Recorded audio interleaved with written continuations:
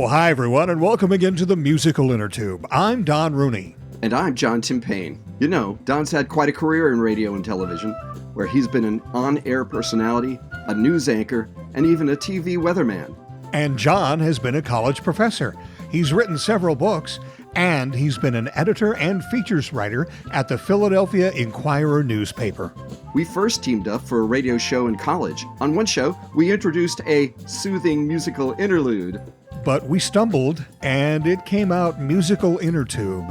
And that became the name for this podcast, where we talk with interesting people about their interesting lives, difference makers who've really made a difference. And today we're talking with Christie Yurkovic. And Christie works right now in a brewery, but we'll pass all that by. That's interesting information. Maybe we'll ask her about it later. But right now we want to get to her life's calling, which is being a zookeeper. How are you, Christie? I'm doing very well. How are you guys today? We're fine, and thanks for being on the Innertube. Let me ask you, first of all, is it indeed your life's calling to be a zookeeper? I definitely think it was, and I miss it dearly. I'm very happy to have the job that I currently have, but working with animals was what I always wanted to do since I was a little kid, and I was very lucky to be able to be in that world for as long as I was. Well, let me ask you, what kind of training did you have to go through to become a zookeeper? So I started when I was 16 years old, actually. I picked up a part-time job at a local veterinary hospital, knowing that, it would hopefully get my foot in the door and give me the training that I needed right off the, kind of from the ground up. And I worked at that vet hospital all the way through high school and all the way through college as well. So I kind of built myself up through on-site training to be a veterinary assistant at that point. I have a degree in biology from Elizabethtown College. And post my college years, I found it very difficult actually to get into the zookeeping world right off of the bat. It's a very niche and very competitive job market. So I landed a couple of internships, one down in Texas and one at the Philadelphia Zoo. I also, along the way, started working part-time at Zoo America in Hershey, and then eventually landed the full-time position up in Massachusetts. When you were coming up between age 6 and 16, did you have jobs that involved animals? Did you work at friends' farms? I'm wondering if you can explain, did you, a lot of us have, without knowing it, sort of done the spade work for what becomes our life work. I wonder if you did. Not in a traditional sense, no. So I took every opportunity that I could to read as much as I could and dive headfirst into, kind of book knowledge about all different types of animals and wildlife and nature. My father is an outdoorsman. He's a hunter. He was a rock climber back in the day. He was an amateur photographer. So we spent a lot of time out in the woods and just him teaching me about wildlife and about the world around us. So I'd say that's where I kind of got my start. And then naturally, I would find little critters around the backyard or down by the stream and bring them home, I think much to my parents' displeasure. But hey, Mom, I found a fox. Yeah. Yes. If there was an animal nearby, it was my friend, of course, it had to be my friend. So, but it was officially, when I was 16 and I made that decision to either choose pursuing sports or to get that job and kind of dive into the actual world of animals. And I made that decision, and I'm thankful that I did. Did you want to become an animal doctor or just somebody who worked closely with animals? No, I never actually had much of an aspiration to become a veterinary doctor. I know it sounds kind of terrible, but working for a vet actually helped me to make that decision. It was, very strenuous, very stressful, a lot of time and dedication to that craft. But more so than that, I was looking to work more with exotic animals. I like dogs. I have a cat who's sitting here meowing at me currently. But I wanted, I wanted more than that. I wanted the dream of the lions and tigers and bears. So that's what I was, ultimately trying to work towards. What were your duties as an intern? Was it all, carrying the slop pail, or did you, feed and help medicate and splint animals when they got banged up? What kinds of things did you do at the zoo?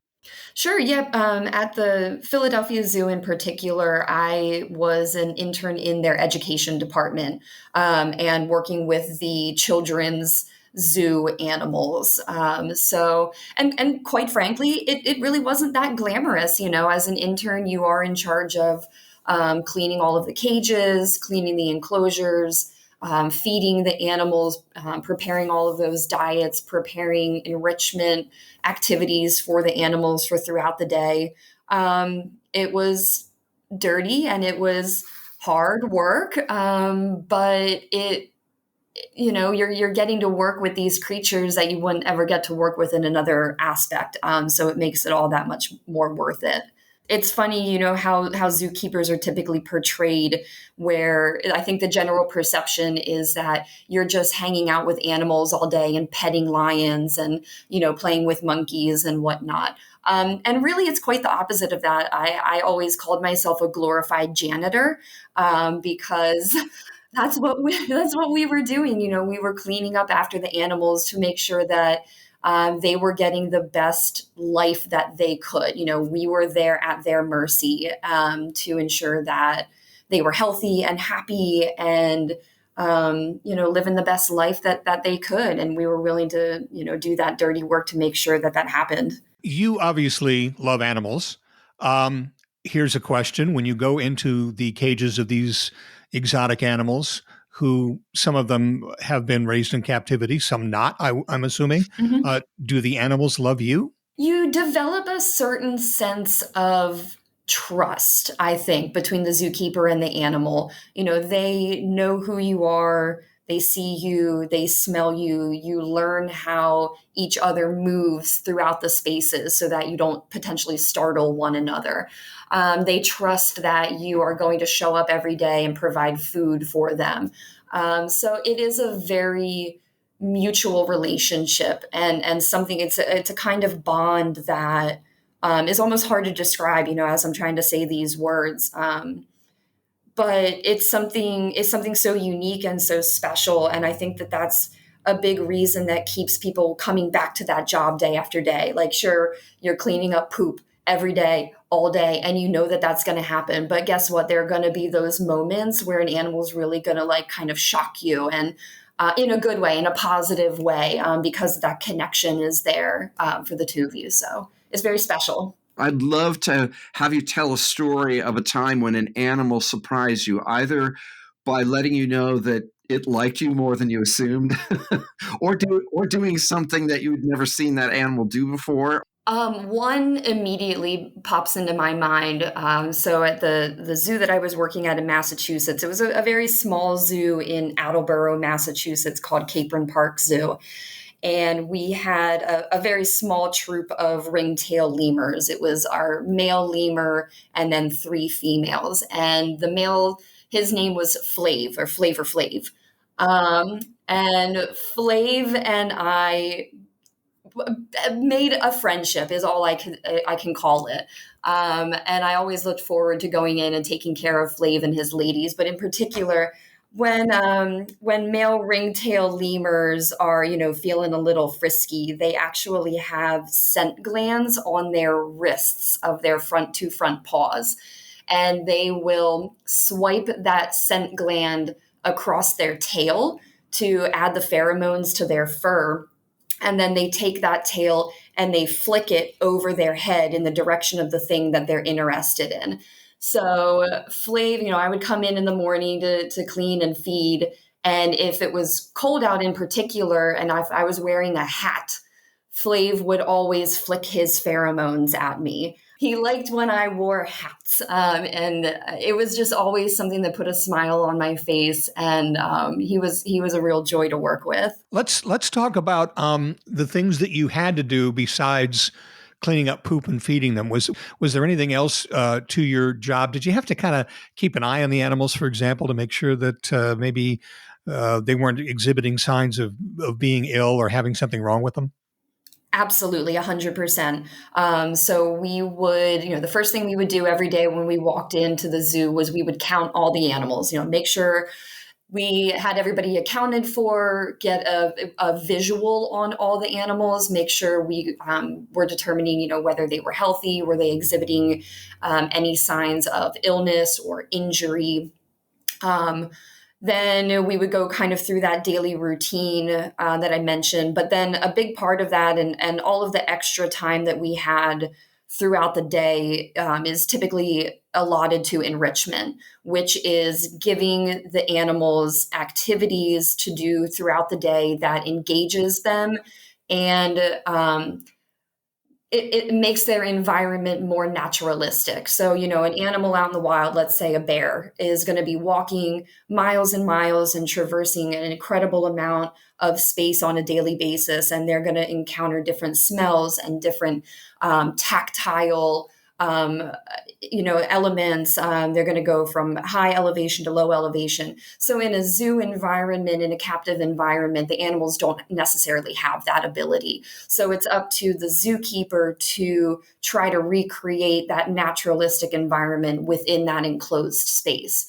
And it can be a big challenge, and these animals, all animals, they need diversity within that enrichment. So it can't just be the same thing, that same enrichment every day, because naturally the animal's going to get bored with it. It's not going to stimulate them anymore. They're going to move on. So every day was an opportunity to have a little bit of fun and trying to be creative and come up with these new enrichment materials and then see how the animals reacted to it.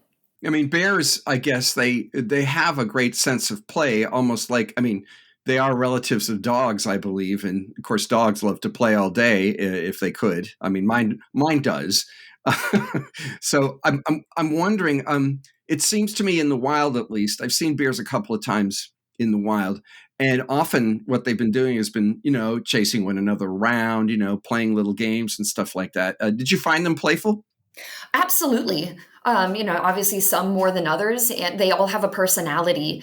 And depending on age and depending on that personality, they can be pretty rambunctious or they can be pretty chill and relaxed. So it's, as the zookeeper and with that enrichment program is playing to that, and what's going to stimulate them and get them up and moving and having a good time and foraging or digging or climbing or interacting with one another. Because that could be a big element of like a breeding program. If you have a male and a female animal in an enclosure together and maybe they don't get along all that well, enrichment can be a big part in bringing them together and kind of forming that bond that would ultimately lead to a successful breeding program. What sort of enrichments are we talking about? Because I'm thinking the zoos I've been at, even when they are laid out to try to give the animals a little space, there's still a limited amount of space, certainly not the kind of space that they would have if they were in the wild. So what sort of enrichment things would you do in a limited space to get a bear or a lion or some other animal like that interested? Yeah, so kind of the sky is the limit. So you can use, traditional items like balls. What cat doesn't like to knock a ball around?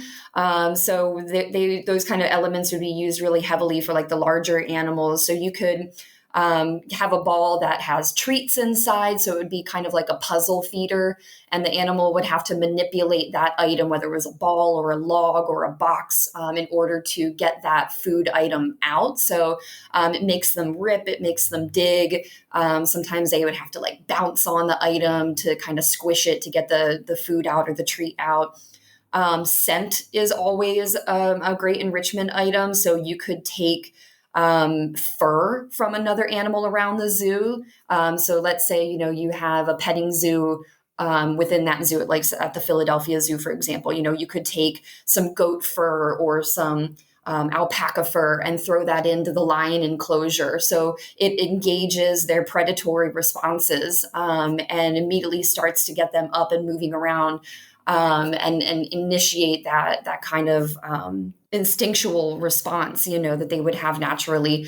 Sometimes it's hanging elements, up high and making them jump.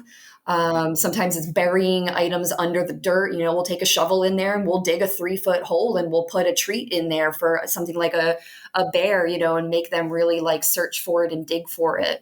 So yeah, like I said, it's just the sky is the limit in terms of creativity. So it is a lot of fun for the zookeepers as well as the animals. Zoos have this funny dual significance in our society. On the one hand, there's a lot of folks who don't like the idea of zoos, and especially not zoos that, contain large animals. There was a lot of political pressure applied to get the Philadelphia Zoo to move its large elephants elsewhere. The Philadelphia Zoo is a pretty small zoo and its enclosures are small. So one can see that there wasn't a lot of room for like an elephant to move around. But I'm wondering, what do you think about the folks who don't like it so much?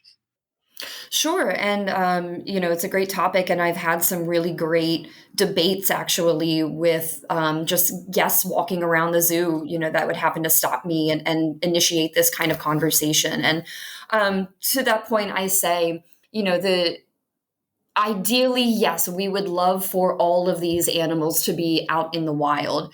But unfortunately, in today's world, and mostly due to the human population and human encroachment and urban encroachment, it really just isn't ideal anymore.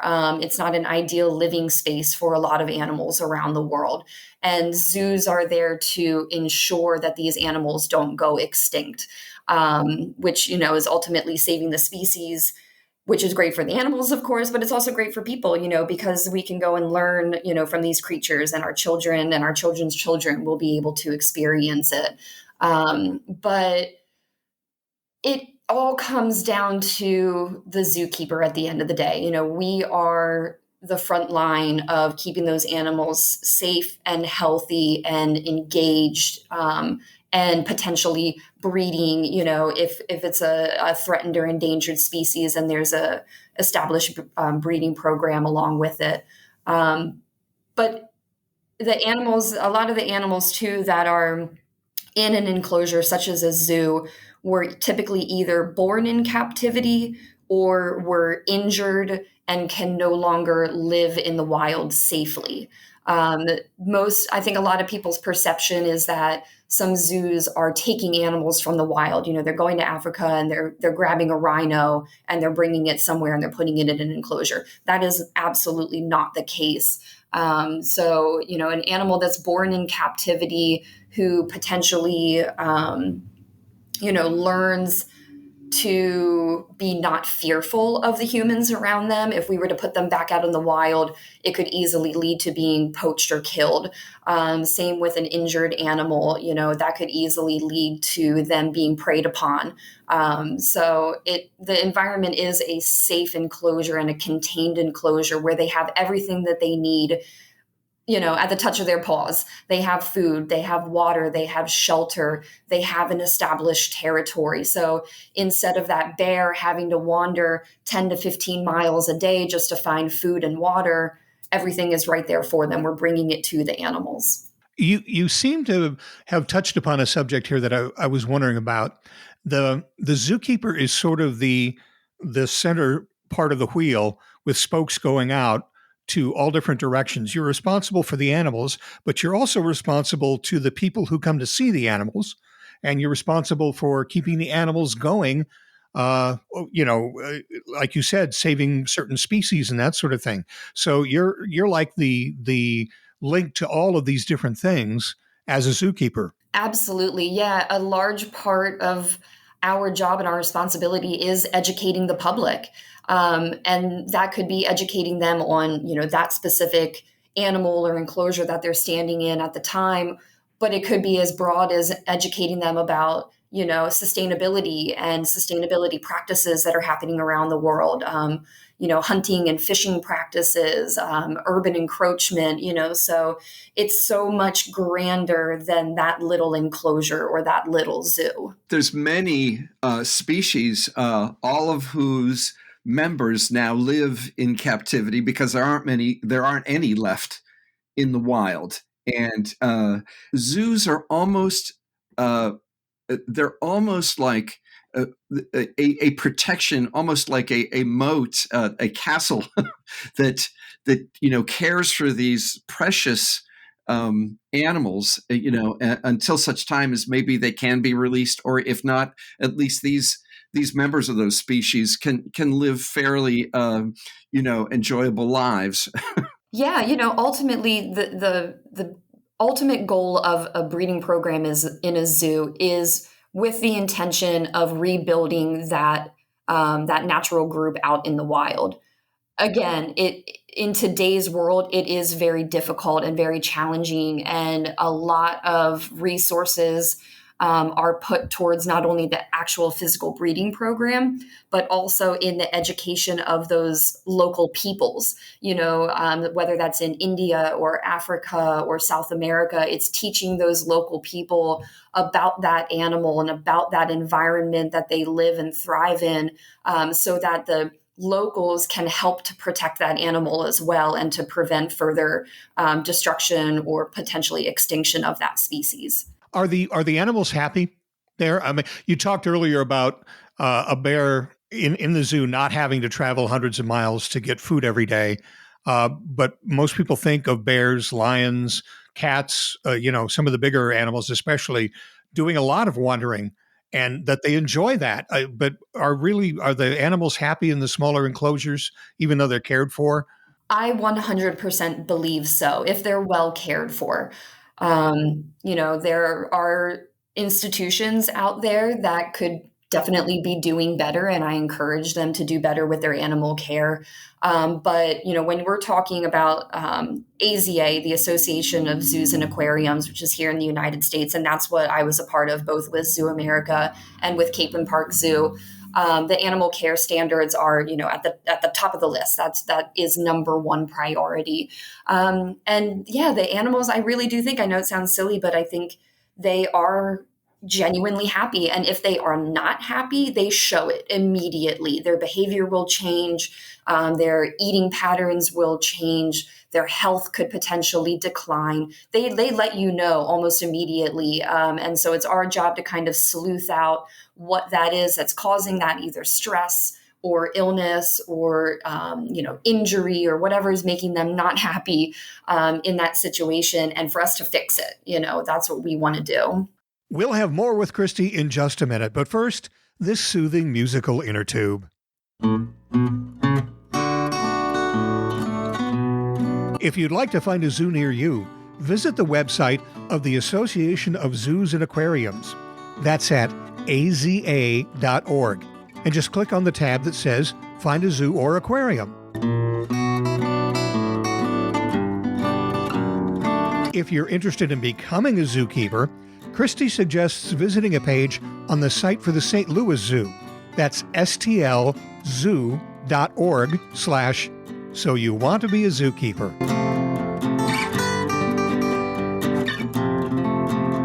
And there's lots of information about zookeepers and their jobs at the site of the American Association of Zookeepers. That's aazk.org.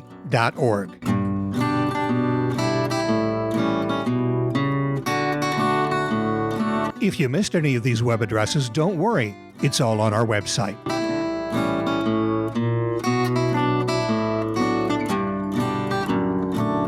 And now, back to our talk with Christie. Here's John asking a vital question. Christie, have you ever been in danger? No. Have there been some close encounters? Yeah. But no, I never felt as though I was in any mortal danger at any point in time. You are trained from day one, safe practices. Every zoo does it their own way in terms of equipment, in terms of doors and locks and things of that nature. But every zoo has a protocol system in place. It could be, an escape drill, which we would run frequently. So you would have different levels. So if a bird escaped, what would you do? If a lion escaped, what would you do? So there were different tiers, and you would learn all of that. And that's very high level, but the locking mechanisms, you were trained to have like a buddy system. You would double check locks at the beginning and the end of the day. We carried pepper spray on us. So if we were in a situation where we needed to distract that animal extremely quickly so that we could escape safely, we had pepper spray on our belts. We had radios, so we were in constant communication with our fellow zookeepers. So yes, safety is paramount at the end of the day. And like I said, there were some close calls along the way, but minor. And most of them were human error on my part. I don't want to say that you made a mistake, but what was one situation where, it got a little weird? Well, I had my arm broken by a llama. Oh, well, that's terrible. So, well, llamas are nasty. They spit on you all the time. Why doesn't they break an arm, Yeah. The funny part was she and I, after the arm breaking incident, developed a really great relationship. We had a good time together. There were no hard feelings at the end of the day. But it was actually my first day training in that section of the zoo. And it just so happened to contain the children's zoo. And we were doing just routine yearly vaccinations on the animals. And I went into the holding enclosure with this one particular llama. Her name was Spot. And there were 4 other zookeepers in there with me. And 2 of them jumped like kind of on the front end of her to just station her in place. One kind of jumped into the middle, and I ended up on her hindquarters, which, as the smallest person in the room, was probably not the most ideal place for me to be. But that was the luck of the draw for where we all ended up. And she did really well. She held still. We gave her the injection. We thought everything was good to go and said, okay, on the count of 3, everybody just take a step back and she'll walk forward and walk off into the enclosure. So we said 1, 2, 3. We all took a step back, and instead of moving forward, she stepped backwards, stepped down onto my foot, which startled her and startled me. So she, instead of, taking another step, hip checked me, kind of threw her hip in my direction. I went down onto the ground, onto the concrete. And, short while later, my elbow blew up into a big balloon, and I said, "Uh-oh, that doesn't look good." But yeah, that was how the llama broke my arm. So like I said, there were no hard feelings. She didn't intend for it to happen. I was just in the wrong place at the wrong time. Well, I think the NFL should know that llamas can play linebacker because, with a hip check like that, that's pretty impressive. My brother Kevin, I don't know, he was fooling around with a llama at a zoo one time, and the llama rewarded him by spitting directly into his open mouth. This is a story. That will happen, yes. And I think llamas know what they're doing when they do that. When a llama don't like you, it's got a lot of ways it can tell. I'm not going to say that it wasn't a daily part of my entertainment to watch the children and the llama interact, because the llama let the children know when they weren't happy, and the kids bore the brunt of that. Now that we've brought children into the equation, let me ask you about that other animal, man. And when they come to the zoo, they do some really stupid things. They try to feed the animals. They try to climb in the cages. What sort of experience have you had with that? Anything and everything, unfortunately. Yes, to what you said was true. It is a constant battle and a constant source of stress for the zookeepers, more so than the animals. We have these animals in our care, literally their lives are in our hands. But the people, it's a big challenge, and we do our best to always keep a vigilant eye. We're kind of the bodyguards of the zoos as well. So, Yes, I wish it wasn't that way, but it definitely is. As John has prodded you into giving us stories about your animal encounters, do you have any stories with people encounters? Nothing as terrifying as somebody attempting to like climb into an enclosure or something along those lines. But getting close, we when I was at Zoo America, it had snowed the one day, and there was almost nobody in the park, nobody in the zoo. It was super quiet, so all the animals were pretty comfortable. They were out, they were moving around. And as we were kind of taking a walk through the zoo that afternoon, we found footprints walking up to the fence line. So it jumped over the customer barrier and walking up to and alongside the fence lines for the mountain lion enclosure and the wolf enclosure. And they weren't zookeeper footprints. And we found a gentleman who was walking around with a camera. He was a photographer, and had taken it upon himself to jump those barriers and come face to face with these animals through the fencing and through the mesh. And that wasn't a very good conversation to have with him. And we I don't want to sound rude, but we kind of want to put the fear of God into someone like that to make them understand that they made a really poor choice, and it could have been a very scary and potentially deadly situation. Zoos are dependent upon a lot of different funding sources. Private zoos, I guess, charge admission. Maybe some of the bigger zoos have some state, federal, local funding involved. What about the funding of zoos? Keeping them running? Do they have problems with keeping the money flow going to keep the zoo running? Sure. Yeah. I mean, I think to your point, the funding can come from a multitude of different sources, and it depends on where that income is coming from. That determines whether there's food on the table or not. I think for the most part, it does come down to ticket sales being kind of the driving, motivating source of income. The zoo that I worked for up in Massachusetts was a city zoo, so they did get funding directly from the city. I think that at the end of the day, though, no one who runs a zoo who's in that position as someone like a zoo director, let's say, is ever going to allow the money to run out, because that would be obviously critical for the animals for their survival. As a final question, what about you and zoos in the future? Let's talk about your future. Do you want to get back into zookeeping? And let's talk about the future of zoos. Do you think they're going to be around? Are we going to have more zoos or fewer zoos as we go on? Well, to the second part of your question, yes, I think zoos will always be here. And I think, given the current state of the world and humanity, I don't want to paint a pessimistic outlook on life, but I think zoos will become increasingly more important in the years to come, especially with those, captive breeding programs to keep animals from going extinct at a faster rate than what they already are. So yes, I think zoos will always be around and will be very important and will remain educational and beneficial overall. For me, I would love to get back into the animal world. It's something that I miss dearly. Every day I think about it and think about the fun times that I had and the people that I worked with and the people that I've met along the way. Unfortunately, because it is such a niche world, I think I'm too far removed at this point to just jump back in as a zookeeper. And I'm getting old. It's a hard job. It's a young man's job being a zookeeper. It's a lot of it's a daily grind.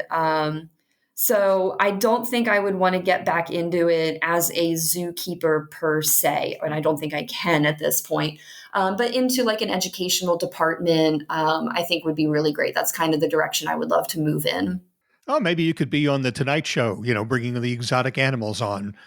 for Jimmy Fallon to go ooh and ah at or something like that. Sign me up. As long as there's an educational element involved, the animals aren't for show. They should be for education. It was something that I always loved about Steve Irwin. May he rest in peace. He was my role model growing up. He was the person that I inspired to be, or aspired to be. And because it was his love for animals and showcasing them, but also ensuring that you were getting an education, that you were learning about them as well. Christie, thanks very much for being with us today and talking animals. And here's hoping that a zoo is in your future. Really, it made me want to go back to the zoo very soon. Awesome. Hey, it's a good time of year. This is the time of year where the animals become, really active and energized because it's a little bit cooler out. So I recommend it. Thanks a lot. Yeah, no problem. Thank you. Thank you for listening to the Musical Innertube. You can get in touch with us by email. We're at musicalinnertube, all one word, @gmail.com. You can follow us on Twitter at @minnertube, capitalize the M and I. Our webpage is musicalinnertube, that's musical spelled with 2 A's, .libsyn, that's spelled LIBSYN.com. The Innertube is available on Amazon Music, Facebook, YouTube, Apple Podcasts, Stitcher, Spotify, SoundCloud, iHeartRadio Podcasts, and anywhere you get your podcasts.